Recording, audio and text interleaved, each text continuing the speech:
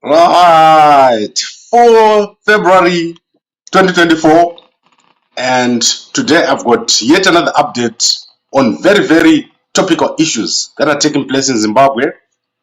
And as you know, yesterday there was the by-elections. Those results are not yet out. We don't have a complete set of results, and I'm going to be providing you with that update later this afternoon. I'm going to compile all the by-elections and give you the percentages, the numbers, and what has happened to the CCC of Chabangu and what has happened to ZANU-PF, who has gained more seats. This is very important because it will determine if Chabangu is a serious person or not. But I don't have any hope that Chabangu will win a lot of seats there, especially in places where popular persons like Gift Ostalo Siziba and Chibaya have been removed. We want to see what is going to happen there. Those areas are dominated by the CCC of Nelson Chamisa. So Nelson Chamisa has given an interview to the Newsday newspaper, and you can go and have a look at that that interview. It's got quite a bit of information, but I'm going to focus on the portion about the election rerun and what Nelson Chamisa is planning. So Nelson Chamisa says he has petitioned SADC for them to force an election rerun in Zimbabwe, and is awaiting the output or the results from that process. There is a formal petition that has been sent to SADC by Chamisa, and he wants to make sure that the election rerun takes place based on the report of the SIOM that was put out, which says that Nelson Chamisa was rigged in that election. So that election was not free and fair. It did not meet the SADC guidelines for elections. So that is what is happening with the elections. Nelson Chamisa is awaiting SADC. SADC is currently busy with that process. So I don't know exactly what is happening, but Chamisa says SADC is busy with the process of arranging a rerun or mediating between himself and ED. So that is what is happening with Chamisa. Chamisa went on to say he is going to be forming a movement, and he wants to target both ZANU-PF members and people who don't support ZANU-PF. So he wants everyone to come together under the umbrella of supporting him for president. So that is the information that has gone out from Nelson Chamisa. Then in terms of job scholar did not meet the lawyers of Chabangu. So those pictures are not true. They're not true pictures. In fact, I want to show you the actual pictures. So the picture that is here is Nelson Chamisa, job scholar, Louis Uriri. That is the picture that people have been saying is a meeting between Uriri and job scholar. You can see it there. That has been circulating yesterday. So if you look at the broader picture, it actually has Nelson Chamisa in the picture. So this picture was taken, I think this was published by Tavanimpo, when Uriri was working with Chamisa. So Louis Uriri, who is the lawyer from Nangagwa, did work with Nelson Chamisa. So this is not job scholar cutting a deal with Chabangu. So it's not correct. What is actually happening is that job scholar is currently trying to mediate between Nelson Chamisa, Tendai Biti, Weshman Ngube, and all these guys who are involved. Job scholar is currently trying to make sure that everyone works together. There is absolutely nothing wrong with job scholar in terms of what he's trying to do. All these guys need to come together. They need to work together if they want to win an election. And Chamisa also needs to listen to job scholar. Biti needs to listen to job scholar, and Ngube needs to listen to job scholar. And all you guys who support Chamisa, you need to understand that without unity, Chamisa will not become president in Zimbabwe. It's not possible. ZANU-PF is too strong for them to be beaten by one person. Chamisa will need everyone behind him.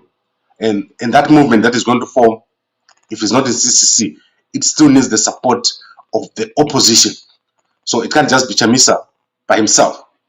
So you have to understand what Job Scholar is trying to do. He's trying to bring everyone together. And that's why people, when they meet him, they are coming out of there and they're not saying anything.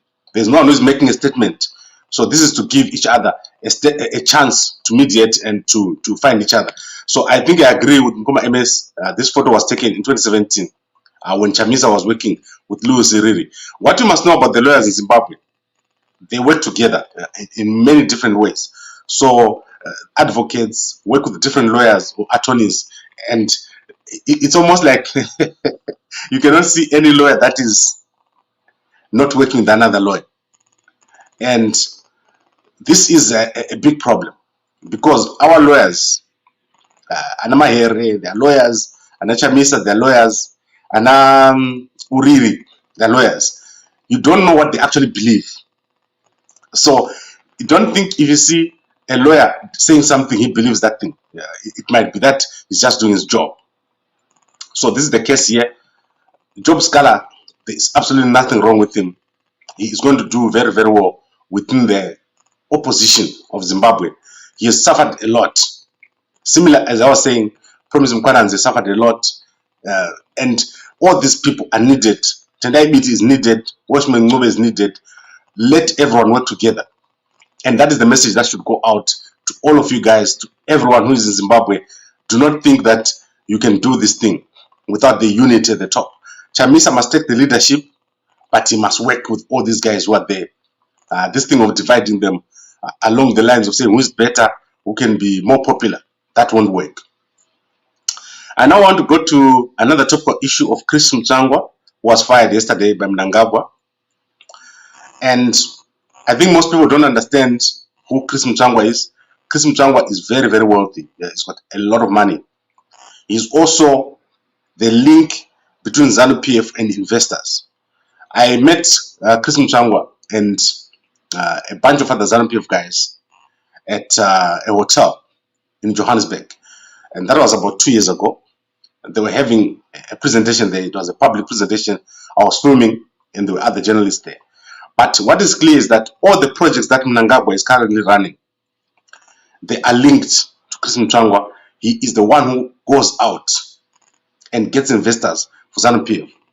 So when Manija came, before it came, Chris Mchangwa was there. All these big platinum projects that you see in Zimbabwe, they are linked to Chris Mchangwa. Chris Mchangwa is the link between ZANU-PF and Chinese investors. He was the former Chinese investor, the ambassador there to Zimbabwe. So do not think that Chris Mchangwa can easily be fired. And if he's fired, there's a very, very good reason for it. But what the Newsday newspaper is speculating, that is the Standard newspaper, is that Mchangwa was fired because of his bad blood between him and Chiwenga. So that is what is in the Newsday newspaper. They're also saying Mchangwa wanted to replace Chiwenga as one of the vice presidents. And they also pointed to this. So I want to show you this thing. So let's look here. This is an advert by Nevo Mchangwa. I met Nevo Mchangwa back in 2018 in Johannesburg, and I did an interview with him. You can go and look at it on our YouTube. Nevo is selling internet Starlink for $1,100 in Zimbabwe. These kits are illegal, and Potters has said whoever is selling these kits is going to be arrested. That is what Potters has said. It's illegal to sell those, and Nevo is currently selling those. In 2018, Nevo was not nominated by ZANU-PF to contest, and he wanted to contest as an independent candidate.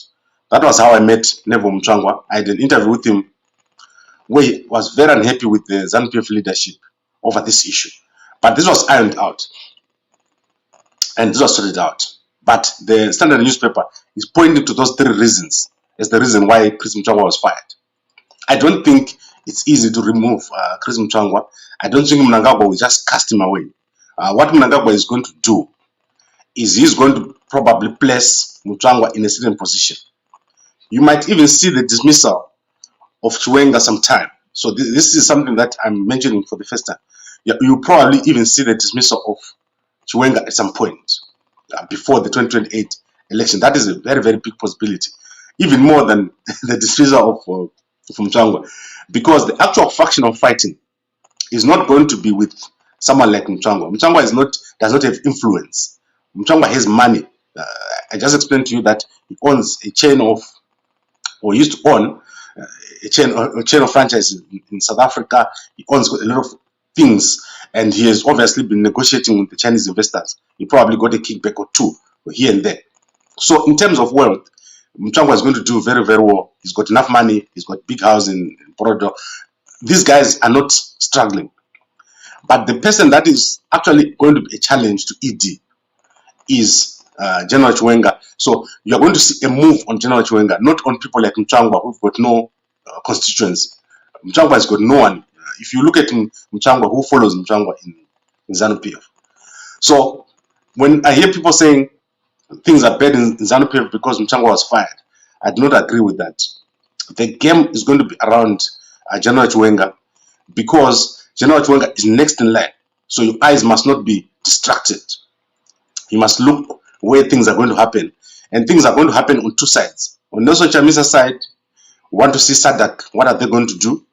On Chiwenga's side, we want to see how he's going to maneuver, because he's going to have to smash the infrastructure that was created by ED.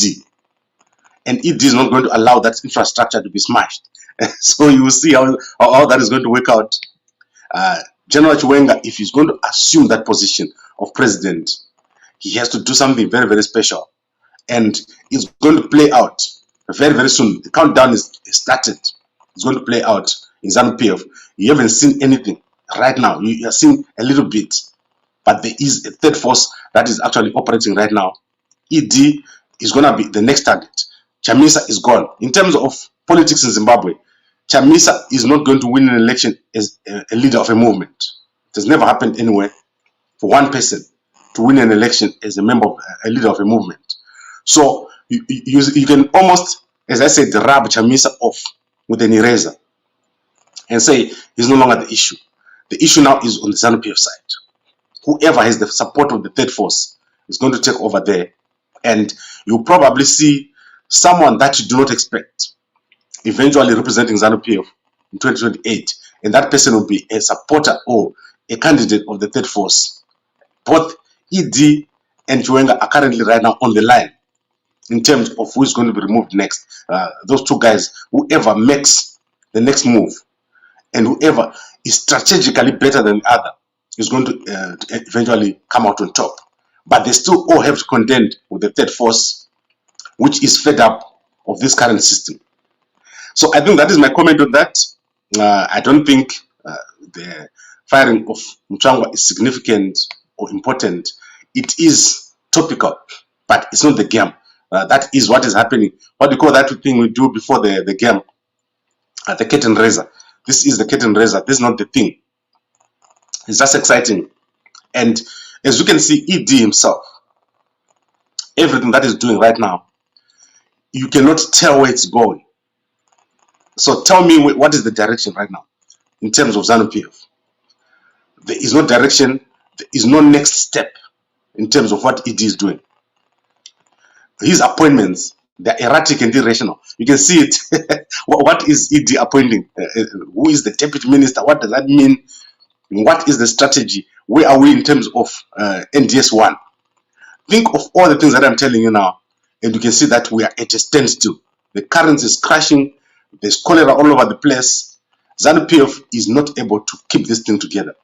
And these things around Mchangwa, they're just minor issues, which normally a president would have to give reasons, even if it's a one line to say, I fired Mchangwa because of ABC. But that is not there. So the important thing right now, and the important things that we need to look at right now, is what SADC is going to do. SADC is going to be very important, because when they're petitioned by Chamisa, they're going to keep quiet. They have to do something. Then we have to see what Job Scala's efforts are going to bring. Job Scala mediating right now between the three parties. The good thing about Job Scala is he's actually someone respected by both sides. You can see that the BT side, they respect Job Scala. The Chamisa side, they respect Job Scala. The only people who are being used right now are the ordinary members. There's propaganda going on about Job Scala, but it's not true. Job Scala is going to be eventually a big portion and a big part of what happens in the opposition. He's probably the only person now who can say to BT, guys, what you're doing is not right. And then he goes to Chamisa and says, guys, what you're doing is not right. let's all work together. He is very well placed right now, Job Scholar, to push everyone together. Because what Chamisa has done with quitting and then not announcing anything is not going to lead to a presidency. That I can say to you very, very clearly. The MPs are in a limbo right now. The CCC MPs, they're in a limbo. They don't know what is going to happen. They don't know which direction to take. They don't know whether to report to Nkwananzi or to report to Timba. It's all crazy. And the guys who are stepping down, they are stepping down without a plan. Makam has resigned. What is the plan? Mahere has resigned. What is the plan? The Mtare guy who resigned. What's the plan? You see, so you are removing people from politics, but you're not giving them an alternative, which is unfair. It's unfair for Nelson Chamisa to do that to those people who support him, to just let them go out. It's like jumping off a cliff. That's what's happening. They're just jumping, but they don't know what's going to happen at the bottom of the cliff. This is the sad situation. So we're looking at Nelson Chamisa and SADC. Then we're looking at the issue of Mchangwa. Mchangwa is not important. We're looking at the mediation by Job Scholar. And then obviously, Chiwenga is the man to watch in ZANU-PF. How is he going to contend with the third force? The third force, very, very powerful. There's a lot of money in Zimbabwe. But people don't believe that if they let Chiwenga get in, their interests will be protected. So the ZANU-PF matrix and the situation that is happening there is not yet there. It's not just started. It's just at the beginning. When you see Chiwenga and ED confronting each other, then that's day one. And that day is coming. You're going to see an open confrontation. That is the day that will be marked as the day when politics, real politics in Zimbabwe start. When you see Chiwenga standing here saying ED this, and ED standing here and saying Chiwenga this. That day, you know that politics in Zimbabwe has started. Succession politics. Because you don't succeed quietly. It's not going to happen. You're not going to see succession with silence.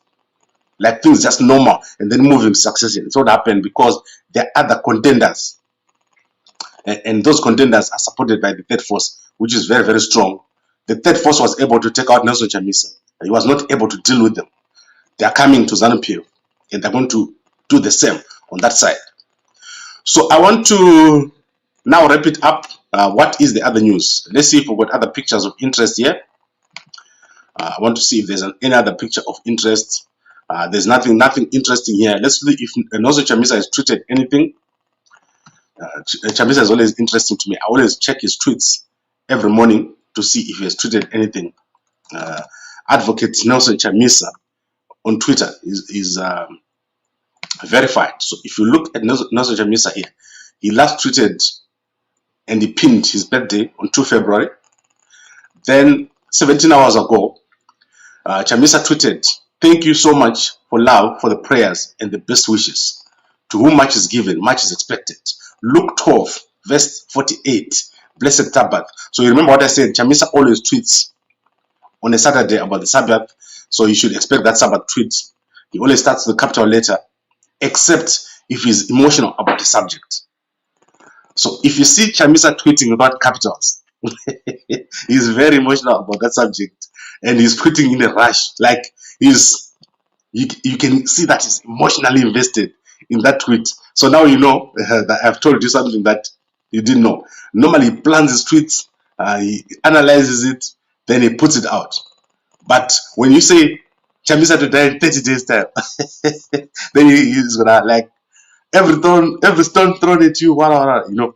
That is the kind of tweet that Chamisa does not put a capital letter, and you see that he's emotionally invested, because he is, after all, just a person like all of us. What I call Masvingo. Like you always hear what I say about ED. People from Masvingo. Masvingo is dominating politics in our country. If I give you a list of people that come from Masvingo who are in this politics, you'll be surprised. It's most of the problems you see are coming from the guys from Masvingo. They can't handle. They can't work together. I don't know if it's a Masvingo thing or what, but the approach Yema Vittori is crazy, and I'm one of them anyway. So let us now wrap this up with Zesa Saidi Sungula. You know, Saidi Sungula is the legal head of ZESA. I don't know what ZESA is called now. He won a case against that political party, against that ZESA. They fired him. He went to court. They have been trying to not reinstate him and not pay him since 2020, I think. They lost. So Saidi Sungula is going to be very, very wealthy. These people get millions when they go against these companies. And when you're firing someone, you must think very, very carefully if you're a leader of a company. What are you doing and how are you doing it? So I think let's wrap this up. Let's recap here. Chamisa said he's waiting for SADC to respond to his petition. He wants an election rerun, and SADC is busy right now with it. So it's not dead. Then Chris Mutangwa, very, very wealthy. I've explained to you how wealthy Chris Mutangwa is. He's got money. He doesn't rely on ZANU-PF money. And his firing is not going to be very significant. The game is with General Chiwenga. That's where you need to look if you want to see what is going to happen. The day you see General Chiwenga and ED directly and openly confronting each other, that is the day when succession politics starts in Zimbabwe. At the moment, we can call this Mahumbwe. You know, that is what is happening right now. And then the third force, who is the third force? The third force is a military, business and political structure that is fed up with the politics of Nelson Chamisa and ED. I first introduced the third force about a year ago before the election. And the third force is funded. It's got a lot of money and it's going to go after these two. The end result is they want a new political order in Zimbabwe. That is something that I've explained in the past. A new political order. So Chamisa is gone. They've taken out Chamisa and CCC. You will never see the revival of CCC the way it was before. That work that was done is gone. Now we have Chamisa. You've got BT. You've got Ngube. They're not strong enough. Not as strong as the CCC. Now they're going to go to ZANU-PF. That is the third force. And it's funded. The person who's going to eventually lead our country will be a candidate of the third force. Then Mchangwa was not in good books to the war vets. That's true, but Mnangagwa doesn't care about that. Mnangagwa only cares about one thing. Loyalty. You must be loyal to Mnangagwa. Then you're fine. There are people right now, like Mohadi, who did such embarrassing things while in government. If you are loyal to ED, you will leave. You do very, very well. Then that is Kemba Mohadi. You think Kemba Mohadi is the third force? No. The third force is a billionaire. So the person who is behind the third force is a billionaire. Mkoba Madziwa says, Chamisa will never be a president. I do not agree with you. What I say is, Chamisa will not be a president in 2028. If he continues what he's doing now, Chamisa will not be a president in 2028. He's going to be president in 2033 or somewhere there. I think that is the next election. So if Chamisa wants to be president in 2028, he has to change what he's doing. He has to listen to Job Scanner. He has to make sure that they unite. And he has to drop everything that he's been doing and start afresh. When people tell him have structures, he must listen. When people tell him form a political party, he must listen. Have an office, have someone who speak for you, have people who go internationally and set up international relationships, must listen. If he doesn't listen to that, then Chamisa won't be president in 2028. But I'm not saying, I won't say Chamisa will never be president. He's the most popular person right now in Zimbabwe. And everyone knows it. So even BT, you never heard him say, I'm now in charge.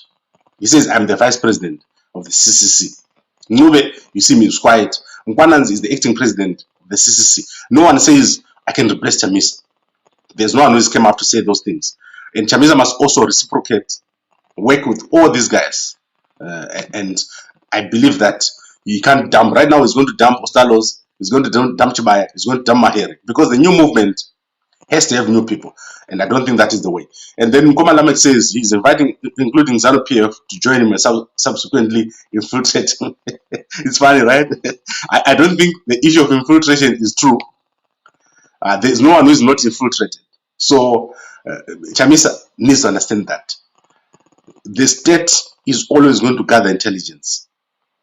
That's security. You can't have security without gathering intelligence. So if he thinks he can be a president without being gathered intelligence on, that won't happen. Right now, his phone is bugged. His wife's phone is bugged. CIO has put cameras on the tree near his house, whatever they can do. In his car, they parked it. When he cleans his car, they put things there. If he wants to know what I'm talking about, he must do a risk assessment and get those guys to check things electronically to check for him. Every single thing that Nelson Chamisa is known, not only to Zimbabwean intelligence, but other intelligence agencies around the region. They also know what is Chamisa doing, what is he planning, so that they can know what Mnangagwa is planning. They know every person he calls. They know his best friend girl, all these kind of things that we don't know. They know it. And they know his bank account, like they know this transaction, he bought this shop, this is why he was buying there. And that is intelligence. They do that every day. You can't be infiltrated the way he thinks. That bit will come there and infiltrate him. I don't even know what to say. All I can say is that if you're going to be a president, you are going to have to be very, very strong. You are going to have to know what is important and what is not. But not having a party, not having structures, and dumping all your friends along the way is not the way to go if you want to be president. And let's conclude this one. Gamba kana wapiwa mari kuti President Chamisa arege kupinda vakadya mari mahara na biti wako. Bit is not mine. Bit is your guy. So guys, you can't dump Bit, you can't dump Scala, you can't dump Ngube, you can't dump everyone. There needs to be a solution, because all these people are your people. Imagine if ZANU-PF dumped everyone along the way. So leadership means you need to have influence over people. That's why I was telling you that Mchangwa does not have influence. Mchangwa cannot influence anyone in ZANU-PF to do anything. Chamisa has influence over people. That means he can have influence over Ngube, influence over BT, influence over Scala. You see, that makes you the president. But if you think any enemy that you see must be crushed, that is called the war of attrition. The war of attrition is I destroy everyone. Whereas every war ends with a negotiation and a compromise. So this is where you go. And I want you guys to remember the book that I always recommend to you, The 33 Strategies of War. A war of attrition is the worst war. You will never win, because it's everyone loses. So that is a war of attrition. That is what Chamisa is fighting right now. And we need to understand that when you want to win a war, first you must understand your enemy, which is to bring them closer. And in fact, the guys that are working with Chamisa now, they want him to do well. If you was to call Sengizo now, and this Sengizo, let's work together, I give you that Machiavellian region. I'm not saying do that. I'm just giving you an example. As a president of a party, you are going to have to deal with people that don't like you, so that things don't get worse. Look at what's happening to Ramaphosa and ANC. They got rid of Jacob Zuma. Now they're on the verge of losing the election. Imagine if they'd said, oh, President Jacob Zuma, you are now the leader of the veterans of the ANC. Give him $1 million and let him do whatever he needs to do, instead of throwing him in jail. 400 people will be alive now. And they won't have this problem of MK. This is the same. Political has to do with maneuvering. And in our current situation, that is what Chamisa needs to do if he wants to be president. He can't get rid of such powerful forces that are around him. So I want to end this now. I need to go and run. On Sundays, I do my run up and down the hill. So let's do that, and then I'll be back with the details of the election. So I'll give you very big detail for 23 councils and I think 7 MPs. I'll give you details and the numbers. We'll analyze what has happened before the end of the day. And thank you very much, everyone, for watching. Thank you for your support. Kabako Media doing very, very well. Over 1 million people coming to our channel, just our YouTube, before I even count the other channels. Over 1 million people coming every single month here. Probably the biggest circulation in Zimbabwe. And I saw that Hope is celebrating 700,000 followers on Twitter. I'm not big on Twitter. I'm actually very big on YouTube. And I think, Mkoma Takura, please don't do that. BT, Nove, Scala, they're all a powerful foundation for Chamisa. He has to make a plan to make work with those people. Even Mahere, you saw yesterday there was this revelation that Mahere's mother is the daughter of Morris Nyagumbo. I didn't know that. You can go and look at the interview with Douglas Monzora. It's crazy. Out of nowhere, Monzora just blurted out the information. I think he's been waiting to release that information. It was my first time to hear that, and it's crazy. He says he's going to thump Nelson Chamisa in the 2028 elections. He's going to win. He's going to be the next president of Zimbabwe. Monzora is a very interesting guy because he never gives up. He's like those cartoons, you know, like the one that they keep crashing and he comes out, he comes back. He's back with Nera. He's back with my homegirl, my Enziwa. Remember, we used to feature her here. So I don't know what's going on with her. I'll tell you more. I know a bit more about what's happening behind the scene and what ED has been doing before the election. So one day I'm going to tell you about that and how Nera is connected. So thank you very much, everyone, for watching. And I would like to thank you for watching. A good day to you. See you before the end of the day.